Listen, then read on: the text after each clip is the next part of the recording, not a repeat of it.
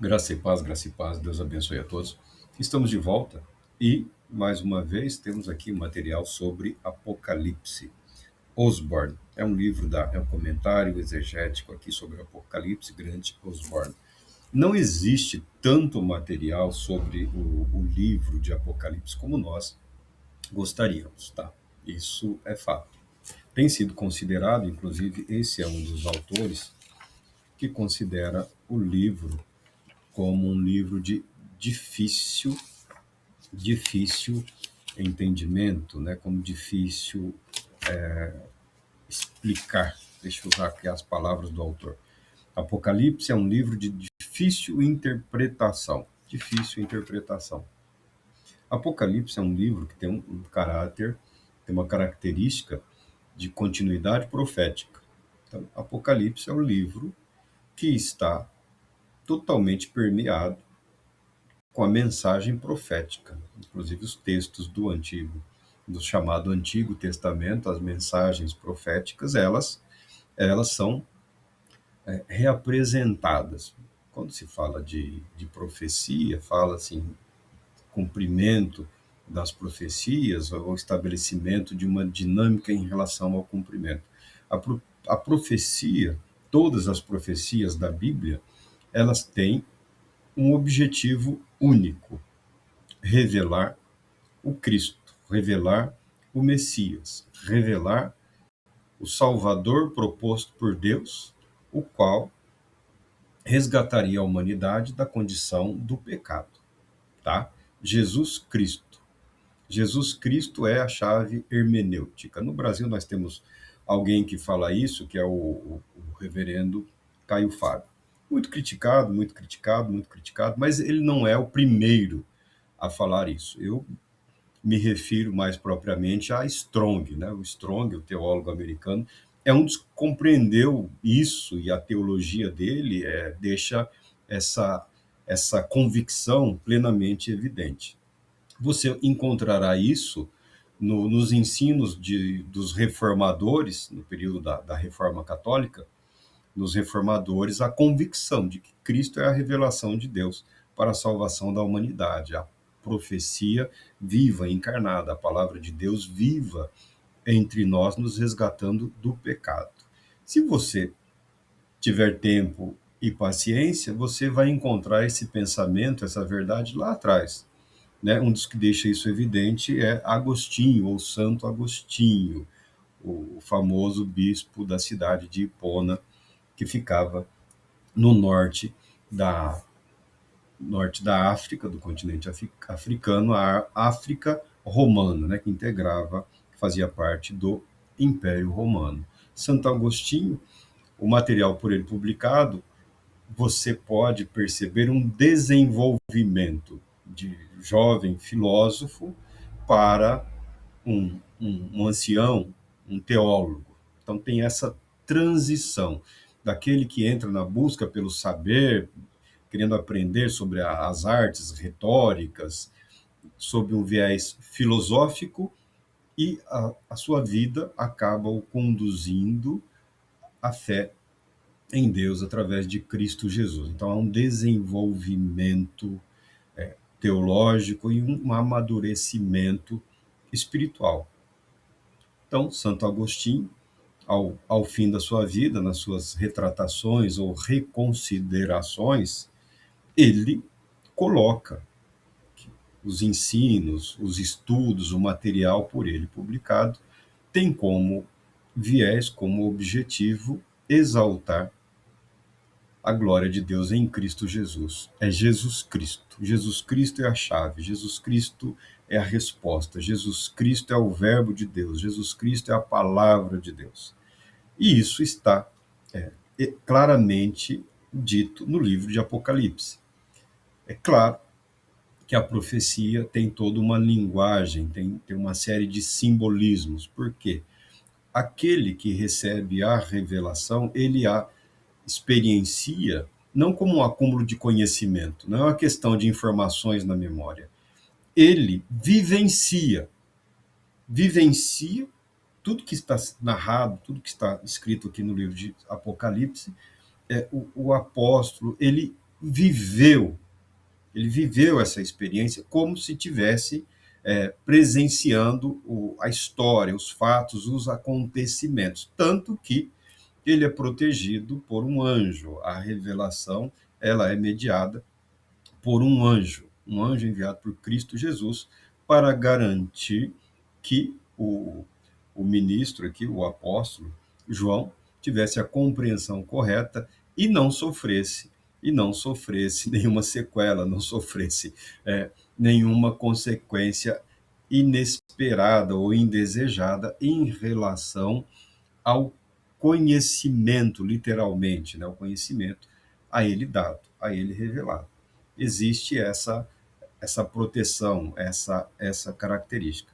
Dito isto, que é um resumo aqui de vários comentários dos livros, esse autor ele passa a tratar da autoria. Mas antes de falar da autoria, vamos ler aqui os 3 versículos que nós estamos aqui nesse preâmbulo, tá? Não é ainda a revelação em si, é o preâmbulo, é a apresentação. Revelação de Jesus Cristo que Deus lhe concedeu para mostrar a seus servos os acontecimentos que em breve devem se realizar, e que ele, por intermédio do seu anjo, expressou ao seu servo João, o qual comprovou tudo quanto viu da palavra de Deus e o testemunho de Jesus Cristo. Esse texto aqui é o que eu vou usar. O qual comprovou tudo quanto viu da palavra de Deus e o testemunho de Jesus Cristo. Bem-aventurados os que leem, como os que ouvem as palavras desta profecia e obedecem às orientações que nela estão escritas, porquanto o tempo desses eventos está às portas. João, graças a Deus pela sua palavra. João, o autor aqui, ele vai falar todo o desenvolvimento histórico. Nós já comentamos, quando você pretende ou se interessa por estudar o Novo Testamento, ou a teologia do Novo Testamento, a primeira coisa que vai acontecer com você é uma profunda decepção. Uma profunda decepção com uma série quase infinita de temas e de abordagens que só criam dificuldades. Ou seja, grande parte do estudo do Novo Testamento ele tem um caráter apologético, ou seja, a Igreja de Cristo Jesus sempre foi obrigada a defrontar, a lutar, a combater as heresias, as mentiras, as fraudes, as acusações injustas e levianas que invadiram a própria igreja. A própria igreja.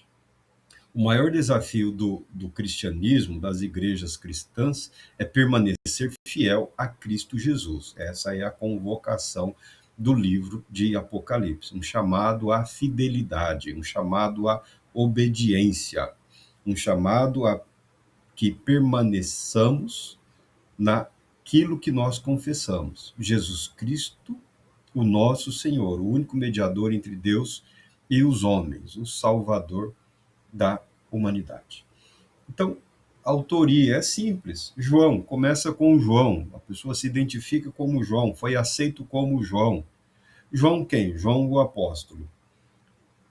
Isso nos dias em que foi anunciado e proclamado. Essas cartas circularam primeiramente entre as 7 igrejas que estavam sob a supervisão desse apóstolo, que eu entendo seja o mesmo autor do Evangelho de João. E cá entre nós, eu digo, para quem fica preocupado com radicalidade ou dificuldade do livro de Apocalipse, eu entendo que o Evangelho de João é muito mais radical do que a revelação profética, tá bom? Tanto que o livro de Apocalipse foi escrito primeiro, e mais velhinho, muito mais maduro, já perto do fim dos seus dias na Terra, João registrou o Evangelho de Jesus Cristo, que traz consigo o seu nome, o Evangelho de Jesus Cristo, segundo o apóstolo João ou segundo São João. Eu entendo que o Evangelho por ele apresentado é muito, muito, muito, muito mais radical, porque ele usa todo o conhecimento, ele faz uso de todo o conhecimento que ele tem, que ele teve de Cristo Jesus, nos dias em que caminhou com Cristo Jesus sobre a terra, A revelação de Cristo Jesus na sua ressurreição, na ascensão, na revelação particular a ele concedida, conferida através do livro de Apocalipse, e ele leva isso a termo, expressando a sua fé, as suas convicções no Evangelho. Então, o Evangelho de João, que alguns têm como simplesinho, ele é o que nos conduz à convicção de que o cristão é chamado para uma decisão que em algum momento se torna uma oposição radical ao mundo e uma submissão completa ao Deus Todo-Poderoso. As evidências internas apresentadas aqui pelo autor, fala João, servo de Jesus, exilado na ilha de Patmos. Ele é o que recebe as visões. Tá? Fala das evidências internas, das evidências externas, vai falar de Justino Mártir aqui, que é um dos que mantém um registro a esse respeito, depois fala de Dionísio, Eusébio de Cesareia, e vai falando de uma série de outros autores. Já foram sugeridos como autores do Evangelho de João, veja aqui, ó, refere-se a si mesmo, João refere-se a si mesmo como escravo, servo, profeta, um entre seus irmãos, os profetas. Há quem sugeriu João o apóstolo, é isso que nós concordamos, há quem fala de um tal presbítero João, outros chegaram a falar de João Marcos, tá? Alguém pensou em João Batista, ou nos discípulos de João Batista, outro sugeriu um outro João, alguém falou de um dos chamados, dos conhecidos lá, pais da igreja, geração pós-apostólica, um tal de, aqui é Cerinto, mas o nome dele seria Querinto, uma coisa assim. Ou alguém usando o nome de João o apóstolo como pseudônimo. Não era incomum no mundo antigo a pessoa homenagear alguém com uma literatura, com um escrito, ou valer-se do nome de alguma figura histórica, política, religiosa, para usar como pseudônimo, né, o marketing da época. Nós não vemos essa preocupação no profeta de Deus. Nós não vemos essa preocupação de nenhum dos profetas em ocultarem o seu nome, em disfarçarem a sua mensagem. Nós não vemos essa preocupação, porque são pessoas cujo viver encontra-se totalmente dedicado a Deus. As expectativas em relação a Deus, em relação a esta vida, em relação a este mundo, estão separadas como que por um abismo. Todos os profetas, ou os verdadeiros profetas, compreenderam de alguma maneira que tudo aquilo que Deus revelou, que Deus transmitiu e ensinou, pode e será cumprido única e exclusivamente pelo próprio Deus, porque observando a humanidade, observando as instituições que se formaram, você pode falar de Israel, Israel fracassou, Israel falhou na sua vocação. Está aí, não foi abandonado por Deus, não foi esquecido por Deus, está aí o povo judeu espalhado pelo mundo ainda, tem um território lá, que eles falam da antiga pátria, mas não é a antiga pátria, né? É no mesmo lugar geográfico, mas não, a população não foi transportada no tempo. São os povos que descendem dos judeus que ocupam parte daquela terra lá. Ponto. As igrejas fracassaram. As igrejas fracassaram nos diversos períodos do desenvolvimento histórico. Apesar dos avivamentos, apesar dos despertamentos, apesar das renovações, apesar de tudo que o Espírito Santo tem disponibilizado para a vida dos cristãos, as instituições, eu estou falando das instituições, elas fracassam, elas falham. Infelizmente, isso ocorre. Cabe a cada geração, cada nova geração tem a obrigação de encarnar as verdades, não apenas se tornarem aí como que bibliotecários ou guardiões da verdade. A verdade precisa ser vivida, a verdade precisa ser encarnada. A fé em Cristo Jesus é muito mais do que um debate ou uma capacidade de convicção. A fé em Cristo Jesus, para ser verdadeira, ela precisa ter essa introspecção, ela precisa ser a força motivadora da vida do indivíduo, novo nascimento. Mas nós estamos aqui falando da autoria, sem entrar aqui em debates inúteis, cansativos e exaustivos, que é exatamente o que nós procuramos evitar. Por que João? Por que João? Pelo que está escrito aqui. Pelo que está escrito.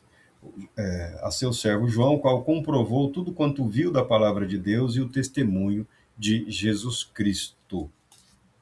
O fator humano, o elemento humano que diz respeito ao agir de Deus, à mensagem profética, ele tem a sua relevância, ele tem a sua fundamentação, tá bom? O profeta, ele não é necessariamente um agente passivo, ele não é um agente passivo. A vida dele faz parte, é tomada por esse processo, por essa dinâmica. Não é necessariamente fruto do acaso. Tá lá pensando em como vai morrer e... Não. A vida desse homem é uma vida voltada para Deus, voltada para a fé. É uma vida comprometida com a verdade. É uma vida que já foi tocada e moldada e transformada de forma contínua pela ação do Espírito Santo. Tal qual João, assim foi com todos os demais profetas. O livro de Apocalipse, ele nos traz uma verdade que nós precisamos prestar atenção. Deus Todo-Poderoso, Criador dos céus e da terra, mas muito do seu agir, ele o faz de forma indireta. Indireta. Aqui nós vemos que Deus concede essa revelação a Cristo Jesus, ou seja, Jesus, o Cristo que está à destra do Pai, ele recebeu do Pai a autorização, o poder para conferir essa informação, esse conhecimento para os seus discípulos.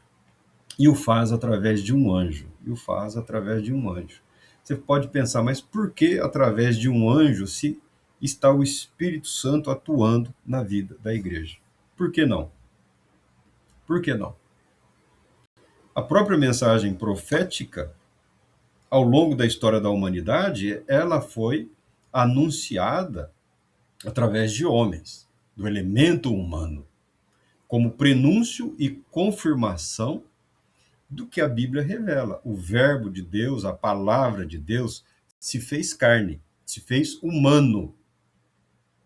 O Filho de Deus viveu humano entre nós.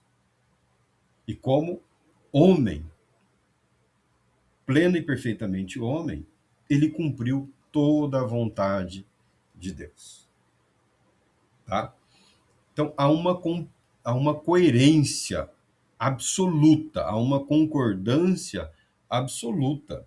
A revelação de Deus e a consumação ou a execução dessa revelação na pessoa de Cristo Jesus. Tá bom? Jesus o Cristo é a profecia viva, essa dinâmica, é a palavra de Deus. Mas por que João? Nós lemos aqui no Evangelho de Mateus, no capítulo 17, que num determinado momento, Jesus tomou consigo Pedro, Tiago e João, irmão de Tiago, e os levou em particular a um alto monte, e ali foi transfigurado na presença deles. Sua face resplandeceu como o sol, suas vestes tornaram-se brancas como a luz. De repente surgiram à sua frente Moisés e Elias conversando com Jesus. Tá? Tá bom?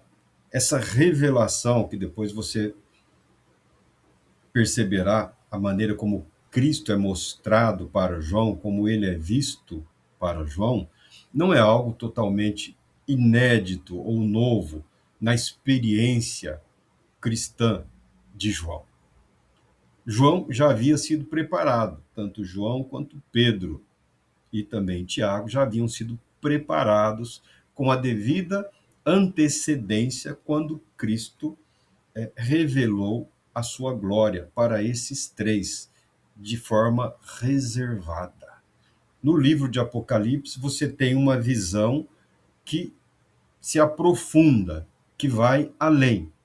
Mas o início dessa compreensão já ocorreu aqui no Evangelho de Mateus. Por isso, e somente por isso, João pode dar testemunho de que a revelação, de que a visão que ele teve é Jesus, o Cristo. É a palavra de Deus. Ele viu da palavra de Deus. Alguns tentam imaginar alguma espécie de confusão neurológica, né? Tudo quanto viu da palavra, ao invés de ouviu da palavra. Viu da palavra, porque palavra é usado como verbo. Depois, no Evangelho, ele vai usar essa expressão verbo. A palavra de Deus tem uma conotação profética muito mais intensa. O verbo vivo, o verbo encarnado, tem um propósito terminantemente evangelístico, de trazer para Cristo Jesus os pecadores arrependidos e fazê-los permanecer nessa verdade.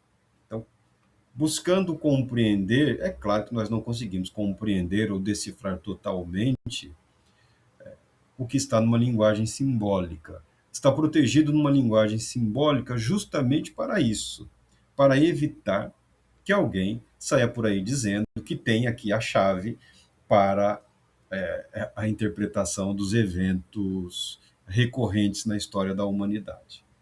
Tá? Você tem aí os desesperados, né, que vivem só disso, de falar de essa é a guerra tal, essa é a última, esse é não sei o quê. Calma. A revelação é um convite a permanecer fiel, não com medo desesperado. É um convite à fidelidade.